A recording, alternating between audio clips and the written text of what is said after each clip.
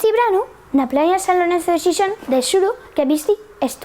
Alma, que non piquen. De fecho, aunque lo parecen, non son meduses, llámense balandres. Les balandres non son males, non ataquen y nin piquen. Y que además son bones. Estos organismos invertebrados non son tóxicos y contribuyen a la salud del clima y a regular el ecosistema. Que les balandres tienen corazón y sistema vascular y gónades, que son un bicho bien complexo y que damos fartes de veles nas playas de Asturias. Quizá estás pensando que esto de les balandres non lle de aquí, pero en realidad lle conocido de toda la península. Son muy típicas de mares ecuatoriales, pero también de los fríos. Van por escuadrones, van buscando alimento para todos y reprodúcense por clonación. Vamos, que si este verano viste una montonera de ellas, ye porque ellos presta ir xuntes. Normal. ¿Y a ti? ¿Dieron de miedo les balandres?